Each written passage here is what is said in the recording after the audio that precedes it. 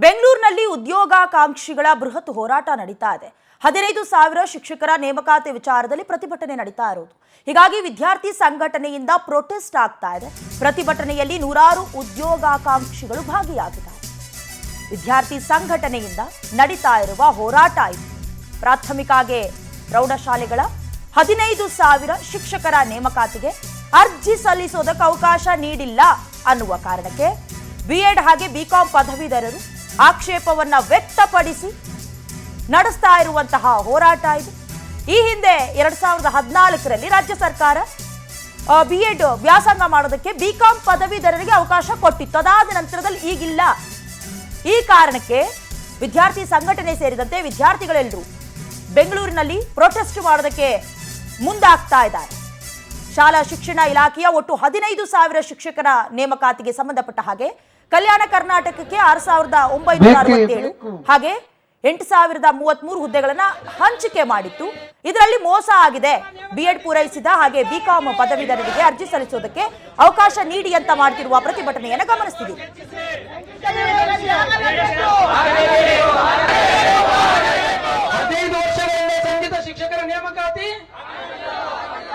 15 ವರ್ಷಗಳಿಂದ ಸಂಗೀತ ಶಿಕ್ಷಕರ ನೇಮಕಾತಿ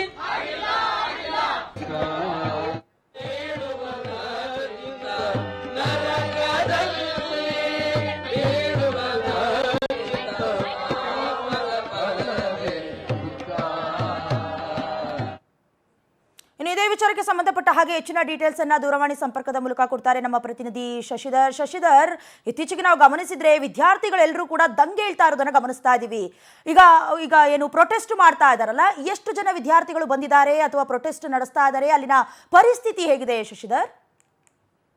ಡಯಾನ, ರಾಜ್ಯದಲ್ಲಿ ಸುಮಾರು 80,000 ಶಿಕ್ಷಕರ ನೇಮಕಾತಿ ಇನ್ನೂ ಕೂಡ ಆಗಿಲ್ಲ. ಅಷ್ಟು ಪೋಸ್ಟ್ ಕೂಡ ಖಾಲಿ ಇದೆ. ಆದ್ರೆ ಇತ್ತೀಚೆಗೆ ಕಾಲ್ಫಾರ್ ಮಾಡೋದು ಕೇವಲ 15,000 ಶಿಕ್ಷಕರ ನೇಮಕಾತಿಗೆ ಕಾಲ್ಫಾರ್ ಮಾಡಿದ್ದಾರೆ. ಆದ್ರೆ ಅದನ್ನು ಕೂಡ ವೈಜ್ಞಾನಿಕವಾಗಿ ಮಾಡಿಲ್ಲ.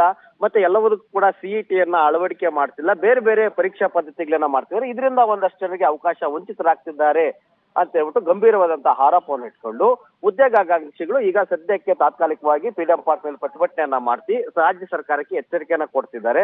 ಇದನ್ನ ಪರೀಕ್ಷಾ ಪದ್ಧತಿ ಮತ್ತೆ ಏನ್ ಈಗಾಗಲೇ 15,000 ಪೋಸ್ಟಿಂಗ್ಸ್ ಅನ್ನ ಕಾಲ್ಫಾರ್ ಮಾಡಿದ್ರೆ ಅದನ್ನ ಹೆಚ್ಚಳ ಮಾಡ್ಬೇಕು. ಇಲ್ಲವಾದ್ರೆ ರಾಜ್ಯಾದ್ಯಂತ ನಾವು ಮುಂದಿನ ದಿನಗಳಲ್ಲಿ ಉಗ್ರವಾದ ಹೋರಾಟವನ್ನ ಮಾಡ್ತೀವಿ ಅಂತ ಹೇಳ್ಬಿಟ್ಟು ಸರ್ಕಾರಕ್ಕೆ ಎಚ್ಚರಿಕೆಯನ್ನ ಕೊಟ್ಟಿದ್ದಾರೆ.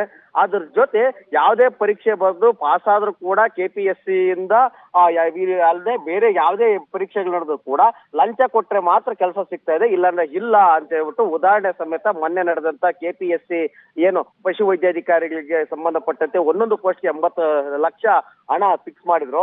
ಅದನ್ನ ಉದಾಹರಣೆಯಾಗಿ ಇಟ್ಕೊಂಡು ಪ್ರತಿಯೊಂದು ಪರೀಕ್ಷೆಯಲ್ಲೂ ಕೂಡ ಇದೇ ರೀತಿಯಾಗಿ ಕೂಡ ಹಣದ ವಹಿವಾಟು ನಡೀತಿದೆ, ಮಧ್ಯವರ್ತಿಗಳ ಹಾವಳಿ ಹೆಚ್ಚಾಗಿದೆ ಅಂತ ಹೇಳಿ ಪ್ರತಿಭಟನೆಯನ್ನು ಮಾಡ್ತಾ ಇದ್ರು. ಈ ಪ್ರತಿಭಟನೆಗೆ ಬಿಜೆಪಿ ರಾಜ್ಯಾಧ್ಯಕ್ಷ ಏನು ವಿಜೇಂದ್ರ, ಅದೇ ರೀತಿ ಕೂಡ ಮೇಲ್ಮನೆ ವಿಪಕ್ಷ ನಾಯಕರಾದಂತ ಚಲವಾದಿ ನಾರಾಯಣಸ್ವಾಮಿ ಅವರು ಕೂಡ ವಿದ್ಯಾರ್ಥಿಗಳ ಪ್ರತಿಭಟನೆಯಲ್ಲಿ ಭಾಗಿಯಾಗಿ ಅವರ ಅಹವಾಲನ್ನ ಸ್ವೀಕರಿಸಿ ರಾಜ್ಯ ಸರ್ಕಾರಕ್ಕೆ ಕೂಡ ಎಚ್ಚರಿಕೆಯನ್ನ ಕೊಟ್ಟು ಭ್ರಷ್ಟಾಚಾರಕ್ಕೆ ಕಡಿವಾಣ ಹಾಕ್ಬೇಕು, ನಿರುದ್ಯೋಗಿಗಳನ್ನ ಹುಟ್ಟಾಕ್ಬಾರ್ದು, ಅವರಿಗೆ ಉದ್ಯೋಗ ಕೊಡುವಂತ ಕೆಲಸವನ್ನ ಮಾಡ್ಬೇಕು, ಶಿಕ್ಷಕರ ನೇಮಕಾತಿಯಲ್ಲಿ ಗುಣಮಟ್ಟದ ಶಿಕ್ಷಣವನ್ನ ಕೊಡ್ತಾ ಇಲ್ಲ. ಈಗಾಗಲೇ ಶಾಲಾ ಕಾಲೇಜಿಗೂ ಸರ್ಕಾರಿ ಶಾಲೆಗಳೆಲ್ಲವೂ ಕೂಡ ಸಂಪೂರ್ಣವಾಗಿ ಮುಚ್ಚಿ ಹೋಗುವಂತ ಪರಿಸ್ಥಿತಿಲಿದೆ.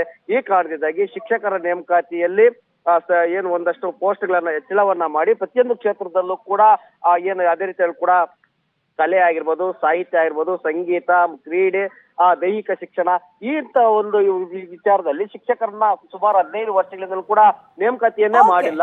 ಇಂಥಲ್ಲೂ ಕೂಡ ನೇಮಕಾತಿ ಮಾಡಬೇಕು ಅಂತ ಹೇಳ್ಬಿಟ್ಟು ಬಿಜೆಪಿ ನಿಯೋಗ ಕೂಡ ಈಗ ಬೇಡಿಕೆಯನ್ನ ಇಡ್ತಿದ್ದಾರೆ. ಈ ಮುಂದಿನ ಹೋರಾಟ ಯಾವ ರೀತಿಯಾಗಿರುತ್ತೆ ಅಂತ ನೋಡ್ಬೇಕೇನು ಡಯಾನ.